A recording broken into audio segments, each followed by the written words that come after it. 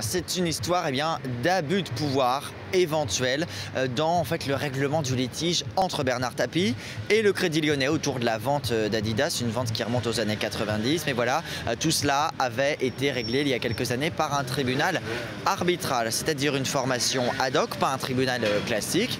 Tout cela avait été organisé par Christine Lagarde en tant que ministre à l'époque, validé en tout cas. Problème, d'abord le choix de ce mode de règlement de litige, le tribunal arbitral, et puis ensuite, les relations entre l'un de ces juges, l'un des arbitres de ce tribunal et l'avocat de Bernard Tapie. Tous deux se connaissaient à travers d'affaires précédentes. Y a-t-il donc eu de la part de Christine Lagarde connaissance de cette relation? Apparemment oui, mais aurait-elle dû en tirer des conséquences? Ça, c'est la Cour de justice de la République qui est la seule à pouvoir le dire.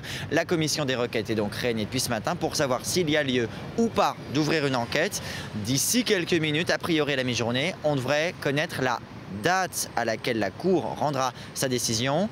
On saura d'ici quelques semaines, quelques jours, si oui ou non la Cour de justice de la République choisit d'ouvrir une enquête sur Christine Lagarde. Mais aujourd'hui, a priori, la ministre reste tranquille, un sursis pour quelques jours supplémentaires. La ministre en visite au Portugal qui se dit effectivement confiante, Adrien. Il y a Claude Guéant aussi qui se retrouve sur la sellette pour toute autre chose.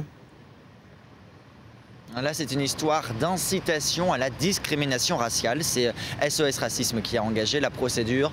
Ça concerne des propos du ministre début avril en marge d'un déplacement juste avant le débat sur la laïcité.